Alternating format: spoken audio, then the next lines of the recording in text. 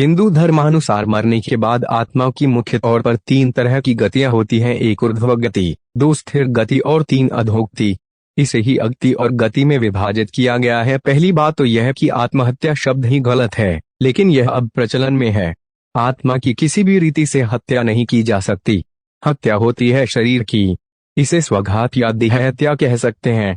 दूसरों की हत्या से ब्रह्मदोष लगता है, लेकिन खुद की ही देह की हत्या करना बहुत बड़ा अपराध है। जिस देह ने आपको कितने भी वर्ष तक इस संसार में रहने की जगह दी, संसार को देखने, सुनने और समझने की शक्ति दी, जिस देह के माध्यम से आपने अपनी प्रत्येक इच्छाओं की पूर्ति की, उस देह की हत्या करना बहुत बड़ा अपराध है। जरा सोचिए इस बारे में। आपका कोई सबसे खास, सगा या अपना कोई है तो वे है आपकी देह। अधर में लटक जाती आत्मा। गरुड़ पुराण में जीवन और मृत्यु के हर रूप का वर्णन किया गया है। आत्महत्या को निंदनीय माना जाता है, क्योंकि धर्म के अनुसार कई योनियों के बाद मानव जीवन मिलता है। ऐसे में उसे व्यर्थ गंवा देना मूर्खता और अपराध है। कहते हैं कि जो व्यक्ति आत्महत्या करता है उसकी आत्मा हमारे बीच ही भटकती रहती है, नहीं उसे स्वर्ग नरक में जाने को मिलता है, नहीं वह जीवन में पुण्य आप पाती है। ऐसे में आत्मा अधर में लटक जाती है। ऐसे आत्मा को तब तक ठिकाना नहीं मिलता जब तक उनका समय चक्र पूर्ण नहीं हो जाता है। इसीलिए आत्महत्या करने के बाद जो जीवन होता है वो ज्यादा कष्टकारी होता है। जीवन के चक्र को समझना जरूरी है। जैसे पूर्ण पका फल ही खाने योग्य होता है। जब फल पक जाता है तभी वह वृक्ष को त्याग कर खुद ही वृक्ष बनने की राह पर निकल पड़ता है। इसी तरह पूर्ण आयु जी कर मरा मनुष्य अच्छे जीवन के लिए निकल पड़ता है। कहते हैं कि मानव जीवन के 7 चरण होते हैं और प्राकृतिक प्रक्रिया के अनुसार एक के पूरा होने के बाद ही दूसरी शुरू होती है। इसका सही समय और सही क्रम होता है।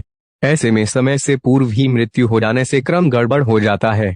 जिन व्यक्तियों की मृत्यु प्राकृतिक कारणों से होती है उनकी आत्मा भटकती नहीं और नियमानुसार उनके जीवन के 7 चरण पूरे हो चुके होते हैं।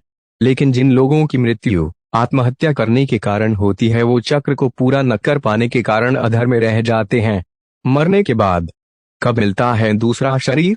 उपनिषद कहते हैं कि अधिकतर मौकों पर तत्क्षण ही दूसरा शरीर मिल जाता है, फिर वह शरीर मनुष्य का हो या अन्य किसी प्राणी का। पुराणों के अनुसार मरने के 3 दिन में व्यक्ति दूसरा शरीर धारण कर लेता है, इसीलिए तीजा मनाते हैं।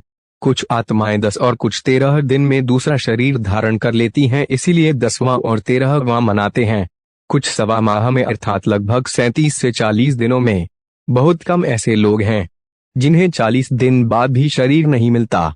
उनमें से अधिकतर दुर्घटना में मारे गए या आत्महत्या वाले लोग ही ज्यादा होते हैं। ऐसे लोग यदि प्रेत या पितर योनि में चला गया हो तो यह सोचकर 1 वर्ष बाद उसकी बरसी मनाते हैं। अंत में उसे 3 वर्ष बाद गया में छोड़कर आ जाते हैं। वह इसलिए कि यदि तू प्रेत या पितर योनि में है तो अब गया में ही रहना, वहीं से तेरी मुक्ति होगी। किसे कहते हैं भूत? जिसका कोई वर्तमान न हो, केवल अतीत ही हो, वही भूत कहलाता है। अतीत में अटका आत्मा भूत बन जाता है। जीवन न अतीत है और न भविष्य, वह सदा वर्तमान है। जो वर्तमान में रहता है वह मुक्ति की ओर कदम बढ़ाता है। आत्मा के 3 स्वरूप माने गए हैं, जीवात्मा, प्रेतात्मा और सूक्ष्मात्मा। जो भौतिक शरीर में वास करती है उसे जीवात्मा कहते हैं। जब इस जीवात्मा का वासना और कामनामय शरीर में निवास होता है तब उसे प्रेतात्मा कहते हैं। यह आत्मा जब सूक्ष्मतम शरीर में प्रवेश करता है तब उसे सूक्ष्मात्मा कहते हैं। इसी तरह जब कोई स्त्री मरती है तो उसे अलग नामों से जाना जाता है। माना गया है कि प्रसूता स्त्री या नवयुवती मरती है तो चुड़ैल बन जाती है, और जब कोई कुंवारी कन्या मरती है तो उसे देवी कहते हैं। जो स्त्री बुरे कर्मों वाली है उसे डायन या डाकिनी करते हैं। इन सभी की उत्पत्ति अपने पापों, व्याभिचार से, अकाल मृत्यु से या श्राद्ध न होने से होती है।